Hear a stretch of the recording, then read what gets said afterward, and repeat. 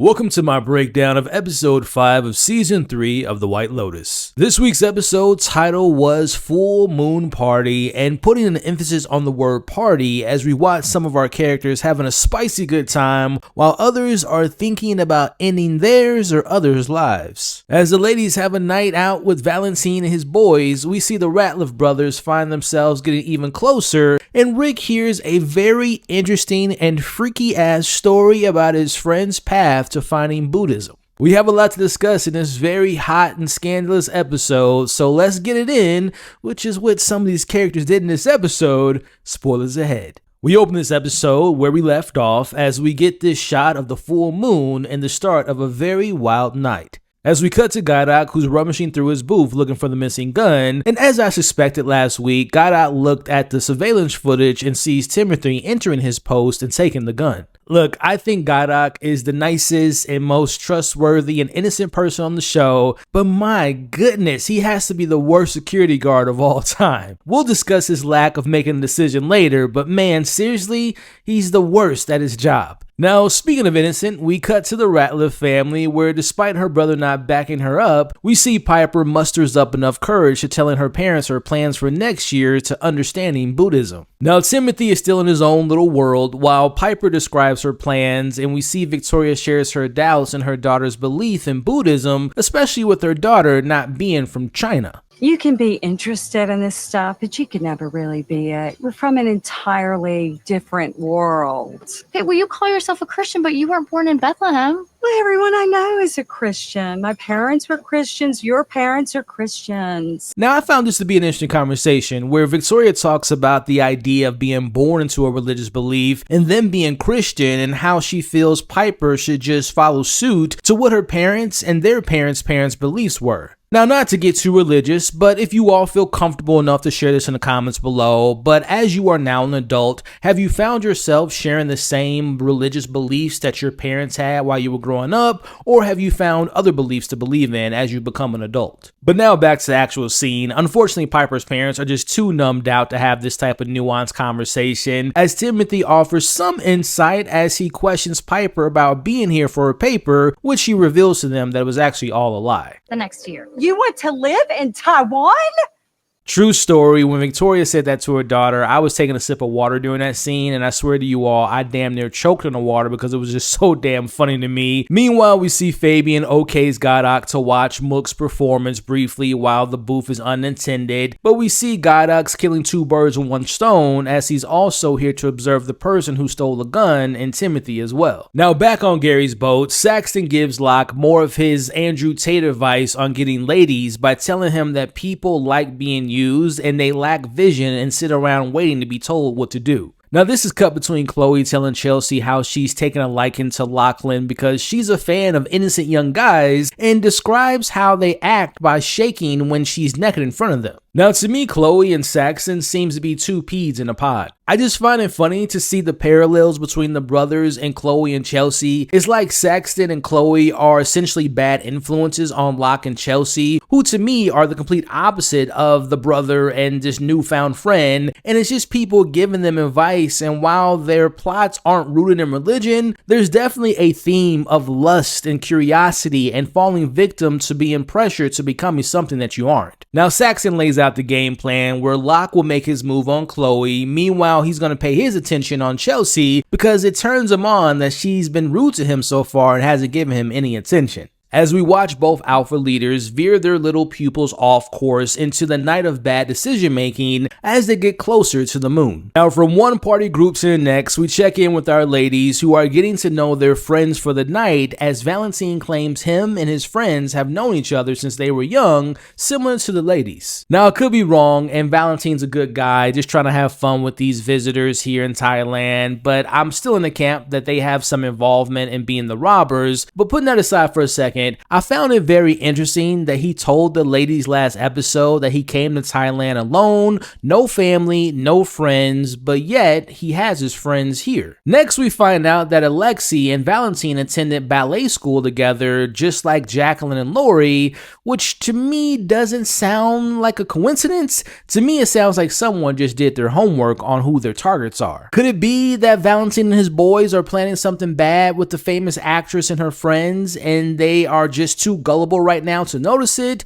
Or are they just having a good time and shouldn't have to worry about Valentine and his boys? Now, question for you all in the comments. If you were in a lady's shoes right now, how would you handle this situation? Would you go out, have a good time, go with the flow of the night, or would you have your radars up? Let me know in the comments below. Now, on the dance floor, Jacqueline spots some younger women looking at them and judging them, or at least that's what appears to be happening in Jacqueline's eyes, as she's being judged by younger women who may think she's too old to be out this late and hanging with these younger guys. So with that, we see Jacqueline takes things up a notch and she starts getting more seductive with her dance moves, and something you wouldn't think a married woman would do. You know, it's a lot of weird activities going on, and I don't like that. I don't like that. Now, back at the hotel, we see snippets of Mook's performance as she makes sure that Gaidak is watching her, as we see Piper tells her mom that she's not built like her older brother, and she is going to be using her privileged position and handed opportunities in life. Now, Victoria thinks that Piper is being way too extreme, and she's going to lose the values that she was raised on, and she looks at her husband to step in, but all Timothy has to say is that he's got to go to the bathroom, and he leaves the table again as we see Gaidak follows him. Now, surprisingly enough, we see Gaidak actually confronts Tim about the situation, but he's being very timid. He isn't being direct. He isn't pressing him hard enough about what he actually is talking about, because we see Timothy tells him he has no idea what he's talking about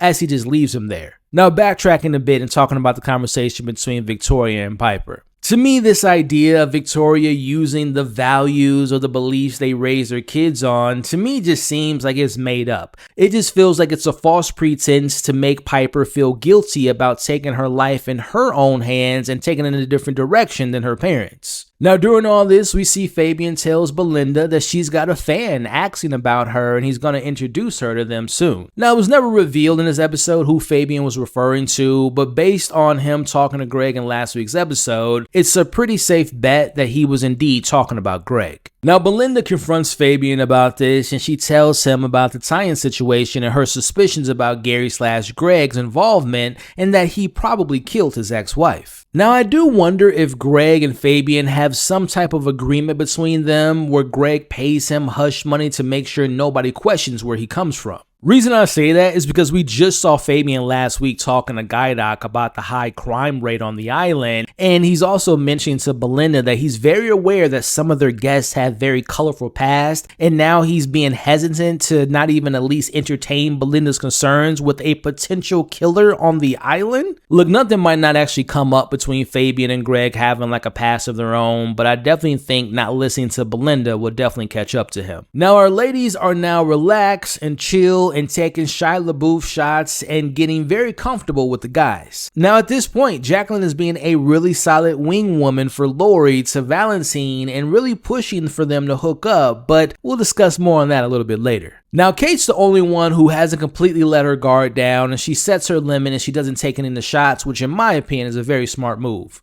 Reason I say that is I think you should always have that one friend in the friend group that accepts the responsibility of being the babysitter for the night, and we see her doing that to a really good extent. Now, meanwhile, Alexi gets into a fight with who I'm assuming is maybe his girlfriend, as Kate suggested they end their night, but Jacqueline and Lori have other plans in their minds as they invite the guys over to their villa. Now, you'll notice the woman arguing with Alexi calls him Nosha. Now, that could be his real name, this could be his girlfriend or ex-girlfriend or someone that he's been hooking up with on the island, or was that the name that he made up? Maybe this is just another woman that he and Valentine have played in the past and she's calling him him out on his BS. Now back at the hotel, we see Goddoc is keeping the gun situation to himself, and now back in the room, we see Victoria continues to question Piper's plans. Now Victoria does not care if Piper's monk has written any books in the past, as she shares her thoughts about how she feels other people who have written books in the past have turned out to be crazy people, as she uses the extremes from Charles Manson to the Clintons, as she even takes shots at the Catholics. They're sex cults, Piper. Nexium. Oh, come on. You could end up a concubine to some weird guru with a bunch of sister wives, getting branded and all sorts of... Don't look at me like I'm crazy. It happens all the time. Shelter girls like you are constantly getting brainwashed and turned out. Now they're going to take a family trip to the monastery in the morning, as Victoria is going to drink herself to sleep. Now this whole situation has Timothy reminiscing about his past when he used to be an altar boy when he's a kid, as he begins singing in the bleak midwinter. Again, we see him going down this memory lane and him remembering the times when things were more simple and before he got caught up in this case and facing prison time. Now I want to share a theory with you all. Now we know how religion's being used so far in this show, especially in this episode, and someone like Frank, who we'll discuss soon, he used Buddhism as a way to escape his old ways. Now we see that Piper has sought out Buddhism. Could it be that she did something in her past that led her to finding this religion? Could Piper have had something to do with her father in the Kenneth situation? Did she give over information to the feds and she now feels guilty for having her father go into prison? Now back with our other party crew, we see Locke is getting way too messy for his brother's standards as he's drinking way too much. Now in this scene, we see Locke telling his older brother that one day he's going to take him down, and after their kiss later in the episode, I wonder if that had a double meaning. Now we see Lachlan taking a drug that Chloe got from a woman that she seems to know, as Chelsea tries to call Rick to check in with him, but he doesn't answer the phone, and we will be getting to Rick very soon, but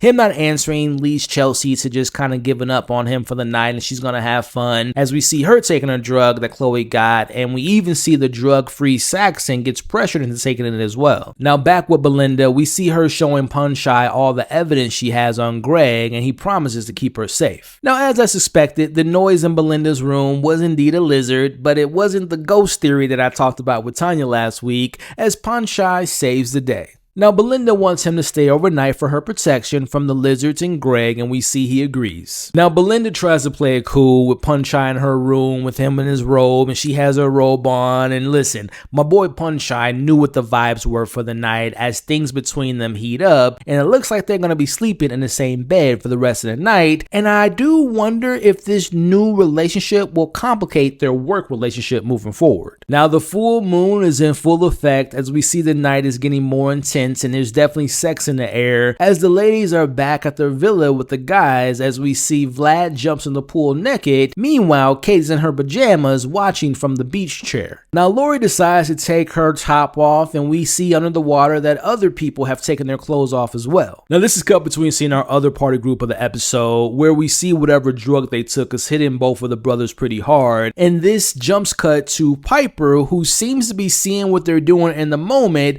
as she's in her meditative state of mind. Now after many drinks of the night, we see Lori is talking to the guys about her struggles at work and having to support her ex-husband. All while that conversation's happening, we see Jacqueline is about to pass out. We see Kate is had about enough of Vlad's sad stories about death, as she calls it a night. Now to my surprise, they actually head out as Lori's whispering very closely into Valentine's ears as they leave for the night, and they get invited to the boxing match happening in the next episode. Jacqueline and Lori had an absolute blast as we see her mention to Lori that she should have slept with one of the guys, but she didn't, as they head to bed, or at least two of them are headed to bed, which leads us to seeing Lori knocked down on her bed as we cut to Jacqueline getting a text, and it's from Valentine. Remember, all night long, Jacqueline was Lori's hype girl. She was encouraging her all night to make her moves, to hit on Valentine, to sleep with Valentine.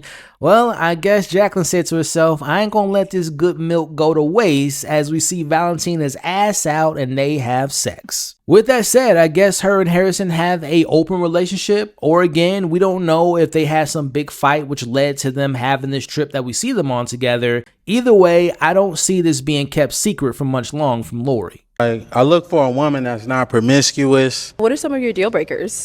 Deal breaker, being promiscuous. Now to the best scene for me as we catch up with Rick in this episode as he's arrived in Bangkok. We see Rick meets up with his friend Frank, who we remember he called a few episodes back. As the season's big celebrity cameos continue, with us having past Survivor cast members and voice performances from Kiki Kwan as Kenneth to Scott Galloway as the lawyer on the phone with Timothy. And now we have one of my favorite actors appearing in Sam Rockwell, who's playing Frank. Now sober for 10 months, we learn that Frank and Rick used to have some wild days back in the day, but that was long ago, as this is the first time that both of them have hung out without being drunk. Now the reason Frank isn't drinking anymore is because he's found religion, but that doesn't stop him from giving Rick what he wanted. That's revealed later in the episode in the bag, and most likely has something to do with him confronting Jim. Now this is where things get really interesting as Frank shares his story about what led him to Thailand, which sounds like he was on a run from his past in America.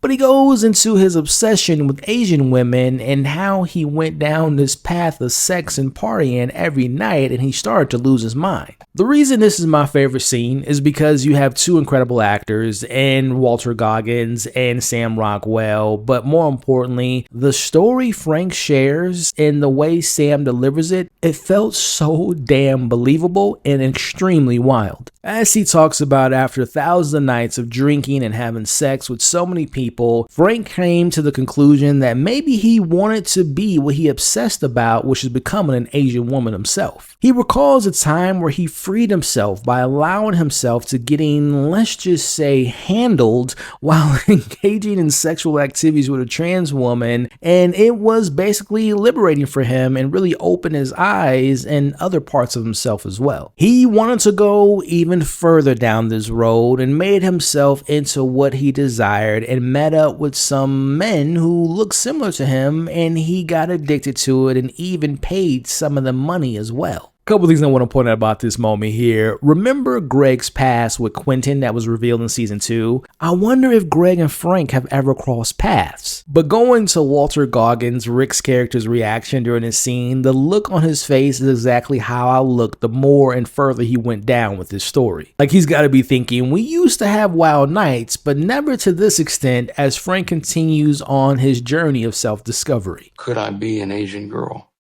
Right. I don't know.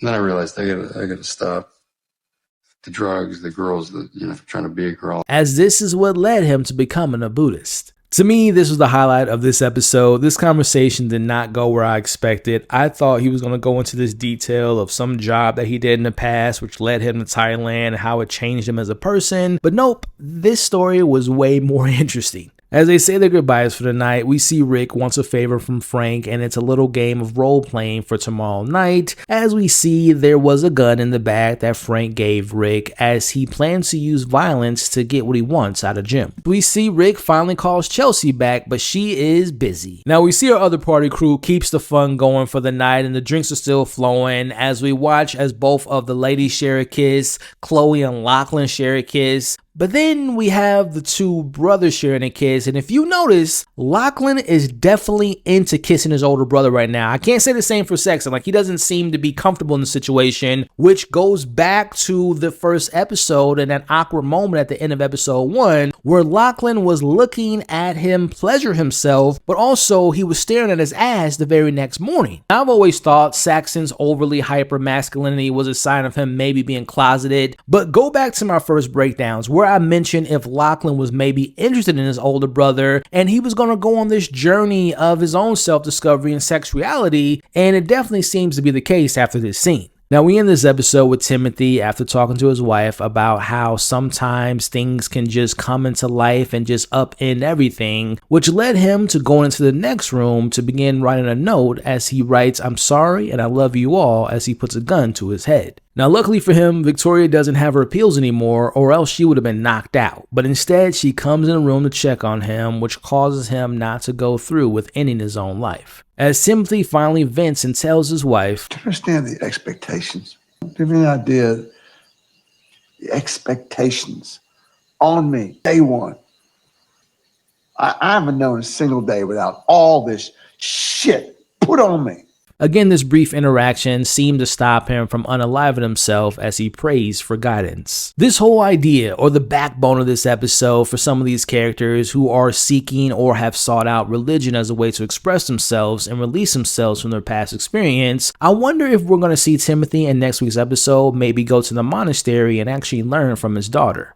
First off, the Sam Rockwell scene was the best part of this episode for me. At this point, I would be happy if we maybe spent an episode or two with that character because he seems so fascinating to me. Now, we know that Jacqueline and Valentine got it in, but the question is, if and when Lori finds out, will that be the straw that breaks the camel's back and be the catalyst to the girls having their big fight? Now, if I'm being honest, the whole Piper Buddhism stuff really hasn't moved the needle too much for me, at least to this point in the season, but I do anticipate maybe Timothy getting wrapped up into Buddhism. Timothy stuff is funny, but I'm gonna need the whole existential crisis mode to kind of move or kind of pivot into something else because it's not getting stale or anything, but I want to see a different dynamic between Timothy and Piper moving forward. As you all know, I like Gaidak, I like Mook, but I need their story to kind of spice it up. I need some things to really go down next week between them as well. And if I'm being honest, I thought things were going to get a little bit more crazier in this week's episode with the whole idea of the full moon and the party and all that. And yes, we saw some skin, we saw some butts, we saw some private parts, we saw characters having sex, but I just anticipated a little bit more insanity. But again, I thought the Rick and the Frank stuff really was the most entertaining part and the highlight for me in this week's episode. So speaking of next week, will Rick go through with maybe trying to hurt or harm or even kill this Jim character, or at the very least, will he get what he wants out of Jim with Frank's help,